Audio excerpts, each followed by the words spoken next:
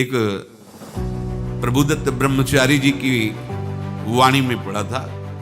एक महात्मा जी भ्रमण करते थे तो उस समय असरफियां चलती थी, मोहरें असरफियां उनको भेंट में देते लोग। तो या तो ठाकुर सेवा में लगे तत्काल या संत सेवा में तत्काल लगे, उसका संग्रह करके डोलना ये ठीक नहीं है बैरागी के लिए, सिद्धांत में ये ठीक है। तो जब 2, 4, 6, 8 ऐसे मोहरे हुई, उन्होंने विचार किया कि और भ्रमण करके जब काफी मोहरे हो जाएंगी तो प्रयागराज में जब कुंभ पड़ता है, एक बार पूरे सब अखाड़े के संतों को, अलग अलग संप्रदाय सब संतों को बुलाएंगे और सबको खुआएंगे। अब साधु है तो यही विचार करेगा और क्या विचार करेगा। तो उन्होंने ऐसे डंडा बनवाया बेंत, जो ऊपर से चूड़ीदार और भीतर पोला, और मोहरे उसमें डाल और भ्रमण, जहां जहां श्रद्धालु भगत के सबके यहां जाना और इच्छा रखना कि एक मोहर तो दे दे दक्षिणा में। कामना कोई भी हो वो बांधती ही है, ध्यान रखना। इसीलिए प्रभु जो चाहे वो करे, अपनी चाह नहीं रखनी चाहिए, अपनी चाह प्रभु की चाह में मिला देनी चाहिए। धीरे धीरे वो छड़ी भर गई, भ्रमण करने वाले महात्मा चूड़ी लगाई, इंतजार करते रहे जब प्रयाग का कुंभ बढ़ा तो चले। तो रास्ते में एक गांव में पूछा जाता है जैसे कहीं रुको कि कोई श्रद्धालु ऐसा है जो संत सेवी है। तो कुछ लोगों ने बताया हाँ एक परिवार है बहुत संत सेवी है और आपको मिलाते हैं उनसे। आइए घर में रुका,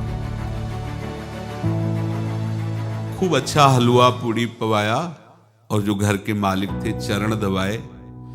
चरण दबाते दबाते उनकी दृष्टि पड़ी उस डंडे पे, इतना मोटा और ऊपर से कुछ चूड़ी सी भी नजर आ रही, इस डंडे में तो कोई रहस्य है ही है।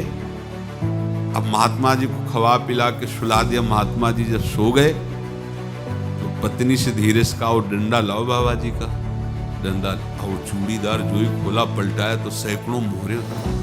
ऐसे संत रोज पधारे भगवान को आनंद हो जाए फिर क्या। पत्नी से कहा नाप के कंकड़ लाओ। वो तो महात्मा जी तो खाए खीर पूड़ी आराम से सो रहे। रात में पूरी प्लानिंग करके उसमें कंकड़ भर के चूड़ी लगाकर सिराने रख दिया, सारी मोहरें हटा दी।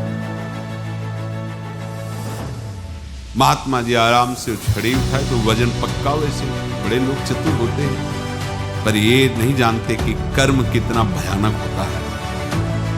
और उनकी कोई संतान नहीं थी पर धन में इतना प्रेम उनको था। बहुत सावधान साधु महात्माओं के पास जो अर्थ है, गृहस्थी अगर आता वहीं से पर अगर उसको जोर जबरदस्ती या किसी छल कपट से तो वो उसका विनाश ही करता है। आज तक का प्रमाण है। अब उनको ये भाव पता नहीं होगा या पता होगा तो लोभ के कारण वो उसको मान नहीं पाए होंगे। महात्मा जी गए प्रयाग में, किसी अखाड़े पर रुके और वहां प्रार्थना की कि कल जो है संपूर्ण अखाड़ों का निमंत्रण किया जाए और सब संतों को वो पवाया जाए, उनको दक्षिणा भी दी जाए। महंत ने सोचा कि बहुत बड़ा है तो उत्सव है, क्योंकि प्रयाग में कितने हजारों संत महात्मा सब। उनका महाराज बोरों इसमें चीनी और तीनों घी लगेगा, सब व्यवस्था। बोले आप एक एक हिसाब हम करेंगे, हमारे पास सब व्यवस्था है।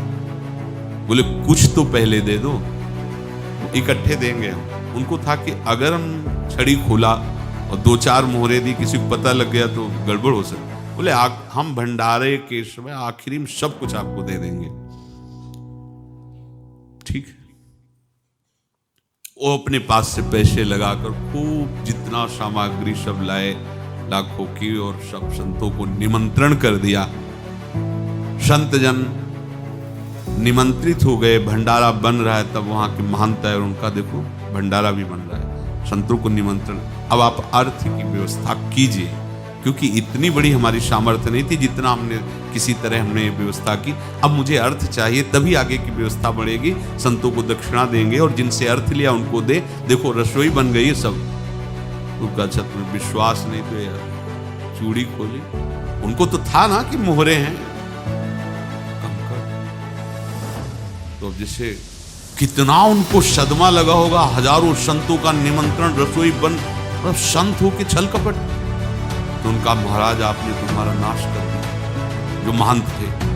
अब बताओ रसोई बन गई, संत निमंत्रित हो गए और आप ये कंकड़ दिखा रहे हैं हमको। आपने तुम्हें बर्बाद कर दिया। हमारी इतनी सामर्थ्य नहीं थी, आप पहले बता देते। संत होकर ऐसा छल कपट। अब वो बोले तो क्या बोले, क्योंकि उनको पता था कि मोहरे हैं इसमें। अंदर से उनका चिंतन गया उसी से, अच्छा ऐसा धोखा हमारे साथ भोगोगे। ये जो निकलता है ना भोगोगे, ये अकाट्य होता है। क्योंकि किसी का भी हृदय, मान लो किसी भी जीव जंतु को आप कष्ट दें और उसका हृदय आह भर जाए, तो वो आह वज्र की लेखे तुम्हें भोगना पड़ेगा। वो देखो भीष्म जी को भोगना पड़ेगा। सांप को ऐसे धनुष की नोक से उठाया और बंबूल के कांटों के ऊपर फेंक दिया, कई दिन तक छेदा हुआ, वो आह भर करके मरा। तो आपको 6 महीने बाणों की सैया पर आह किसी की ना लेना जिंदगी। कोई ऐसा कोई आह भर करके कह दिया तुम समर्थ हो, हम तो कुछ कर नहीं सकते। और अंदर से दुखी, फिर तुम्हारी सामर्थ्य काम नहीं करेगी, मिट्टी में मिला देगी। फिर ये तो संत थे और भगवत आराधना के लिए, संत आराधना के लिए ही ऐसा किए हुए थे। अब इनका कैसे मुंह दिखाएं, अब क्या करें। सुबह संत जन आएंगे, सबके बीच में हमारी कि देखो इन्होंने, अब क्या करें। गए और संगम में जाके छलांग लगाई, अपने प्राण त्याग दिए।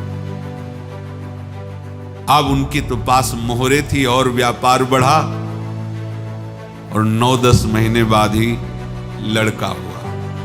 अब तो उनको कि संत फलीभूत हो गया। देखो व्यापार चल रहा, लड़का नहीं होता था, लड़का भी हो गया। बड़ा आनंद छा रहा है। जब से वो प्रकट हुए और धन की वृद्धि शुरू हो गई, पढ़ाई लिखाई में उनके खर्चा हुआ, तो बस बीमारी शुरू हो गई उनके शरीर में। अब उसमें पैसा जाना शुरू हुआ। इतने आसक्त वो दोनों हो गए कि कुछ भी हो, व्यापार ठप, संपत्ति बेचना शुरू। तो उन्होंने कहा कि बेटा मैं क्या कर सकता हूं। बोले हमारी अंतिम इच्छा है प्रयाग चलो, और जितने प्रयाग में संत महात्मा सबको एक बार भंडारा करो। हमारी इच्छा अंतिम है, क्योंकि अंतिम यही इच्छा थी। बोले अब ज्यादा संपत्ति तो नहीं रह गई, तो बोले घर बेच दो, मेरे लिए ही तो बेच दो। मुझे लगता मैं बचूंगा नहीं, पर मेरी अंतिम इच्छा पूर्ण कर। घर बेच दिया, जेवर बेच दी। वहां गए, जब संत सेवा की तो बोले मुझे संगम तक ले चलो। संगम तक ले गए और बोले समझे तुम चुराए थे और हमने उसको छीना है, कुछ नहीं रह गया तेरे पास कुछ। अब केवल ममता और आसक्ति में जलकर मर और नरक प्राप्त कर। मैं वही महात्मा हूं जिसकी तूने मोहरे ली थी। महात्मा को जन्म लेना पड़ा और इनको दुर्गति भोगनी पड़ी। ऋणानुबंध होश में।